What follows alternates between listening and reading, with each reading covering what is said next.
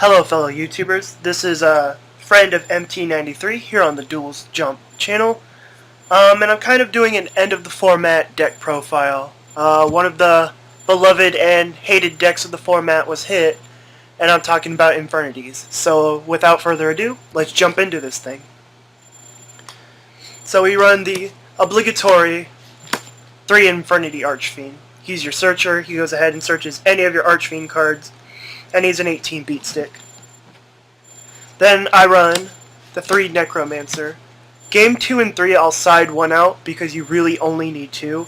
But for game 1, the 3rd Necromancer really gives you a great push, especially since my build is just a bit different. And you'll see that in just a second.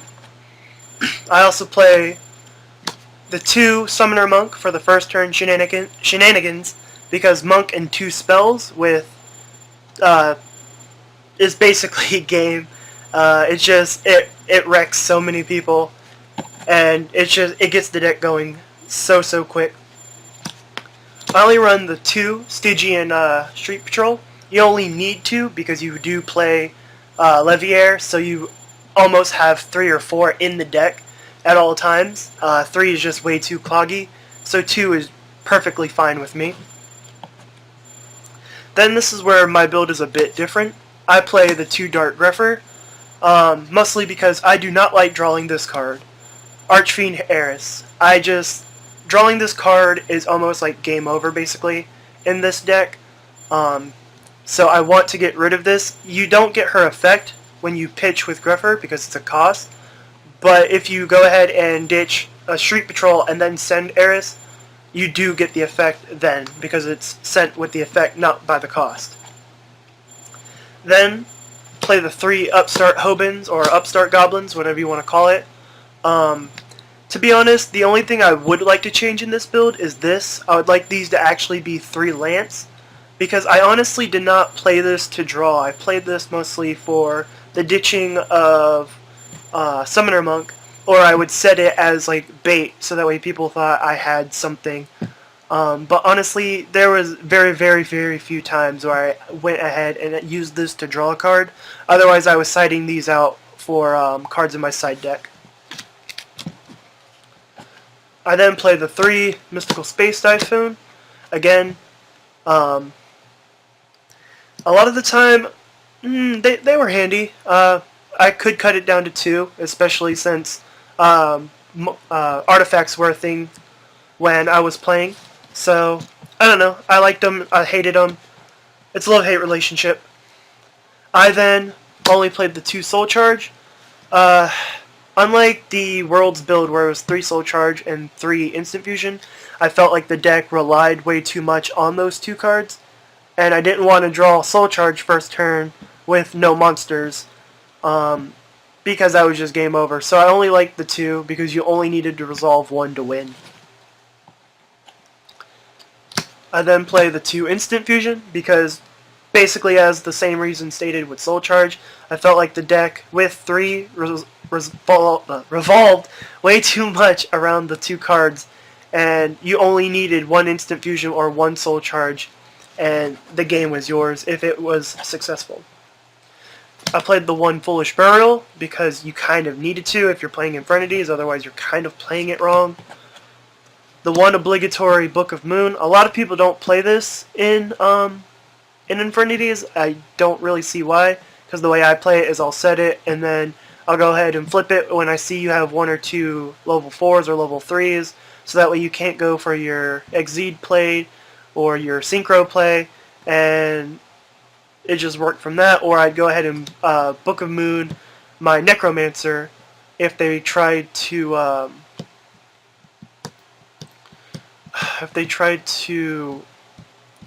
don't even know what I'm saying, but a lot of time I'd Book of Moon my Necro or my Archfiend, and then I'd play a card to go ahead and, like, I'd play Diamond Wolf, destroy it, and then either Soul Charge it back or Launcher it back. Played the 1 Rhoda because you only play 2 Warriors. If you draw into those, you have Monk, so it's never really dead. The 1 tech of the Archfiend Labyrinth because you do play Eris. So, I mean, Sometimes I was pitching it with Monk because you don't need it to win the game, but it does enable really, really sick combos, like going ahead using Necromancer's effect, bringing back an Archfiend, targeting Archfiend, banishing your Necro to bring back an Archfiend, and so on and so forth. There's just so many plays you can do with it. You can also banish Exciton Knight if you had that, and go ahead and just get yourself a free Archfiend along with a Search. So it's a good. And then the one launcher, because this is Infernity's, so you have to play it. I then play the four of, the trio, the quadruple, whatever you want to call it, the Brotherhood, the gang of the trap lineup, the one ofs. I then play the 3 break and the 1 barrier, because again, Infernities, you kind of have to. You could cut break down to 2, and then it'd be more. I don't know. I would sometimes side out 1 break and put in a Dust Tornado, just so that way I could search a break, activate my Dust Tornado, and then set the break, and then it'd be live on their turn. But sometimes that was a lot of work. It just depended on my matchups. But the deck still works with 2 break, is what I'm saying. Then I played the 2 Fiendish Chain. I played the 2 Fiendish Chain over the Breakthrough skill, because this deck has a lot of like 16/18 beaters, and sometimes you just need to hold the monster in place, so that way you can go ahead and get your break, your barrier, or something like that, and just get it off the field. Or you could go ahead into a side deck card and just get rid of it that way as well. Otherwise, Breakthrough skill would be the more potent choice. So yeah. And then last but not least, I play the 2 Trap Stun. I play this over Wiretap because a lot of the time I like to play aggressive with this deck. So I'll set 1, and then I will go ahead and activate it, and then I know for a fact that if they don't stop this Wiretap, that my play is going through, and I'm probably going to win that turn. So that is the 40 card main deck. Now for the extra deck, we have 1 Fusionist, we have 1 Darkfire Dragon, and that's for our fusions. I really like the Fusionist because a play that I've been doing lately is going ahead and making Diamond Direwolf and popping the Fusionist, and so that way I still have a 2k beat stick, and next turn I can destroy Diamond Direwolf, and I still have something to get rid of next turn, whether it be my card or your card. So that's why I play that. It's also a level 3, so I can go ahead and make my Leviers and Engineer, which I do play in this deck. And then obviously the level 4, because you need the level 4. You just need it. The only proxies in this deck, the 2 Lavalval Chains. Currently I sold mine because I am moving. If you could see my room, it's kind of a mess right now. But the 2 Lavalval Chains, sometimes I wanted to play 3, but every time I thought that, I wanted to kick myself in the dick. 2 is perfectly fine, you only need 2. So, that's that. My favorite card in this deck, the 2 Diamond Direwolf. It just enables so many plays, whether it's making Diamond Direwolf to pop one of your own cards to activate a launcher so that way you have room on the field, or getting rid of a problem card on your opponent's side of the field. I love this card. Sometimes, again, I wanted to play this at 3, but it wasn't really necessary. I also sometimes wanted to play Emerald, so that way I could recycle either a Lavalval Chain or a Direwolf, and that way I only had to play the 2, but I couldn't find the room, and that's that.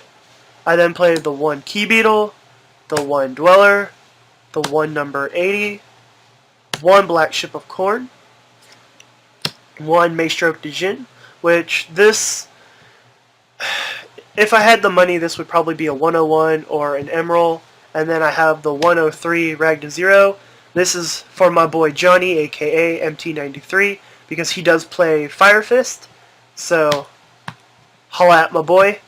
But if I had the money again, this would be a Castell or a 101 depending on whatever I would substitute this for. Then we have the one Cowboy, which some part of me wanted to play Heartland Draco, but I really like the Cowboy and I can't get rid of it, mostly because, as I've stated in the beginning, the deck has a lot of 18 beaters, and on several occasions I actually summoned this in attack mode. It resolved correctly. I'd use its effect so that way I can make him 2,500, and whatever my opponent's monster was something I would easily be able to run over with him.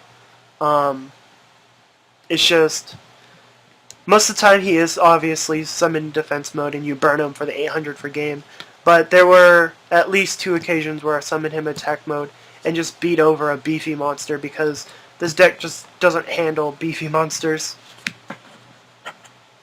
Then I played the one Leviair. I was playing 2 at one point, but I substituted one Leviair for the number 80 because double Leviair in this deck isn't needed. It just allows you to push even harder, which you don't exactly need to because this deck pushes on its own. And then I played the one Mech-equipped Engineer. I was playing Alucard, but I got rid of it, mostly because I like the defensive plays that Engineer makes. Engineer is kind of bae in my opinion. Whenever I see that my opponent has a whole bunch of back row, I'll go ahead and make this, so that way if this resolves, I know that my play is stable.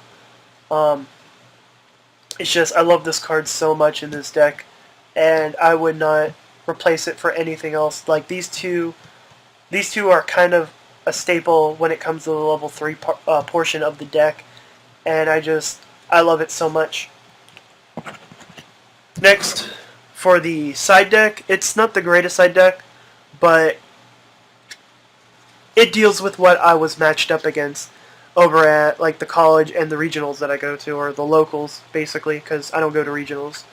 I do side the one Dark Hole. I side the 2 Nobleman of Crossout, the 3 Light Imprisoning Mirror, 3 Disappear, which is like a trap DD Crow. I would play Crevice from the Different Dimension, but there has to be, as far as I know, this is how the ruling works, there has to be at least 2 targets in the graveyard for you to use it. This I can just use whenever, as long as there is a monster. And I use this efficiently against MT93's Inzectors, which he was pretty salty about, but I still love you, man. You're bae. I do the 2 Dust Tornado. A lot of people don't see this coming, especially with artifacts being a thing.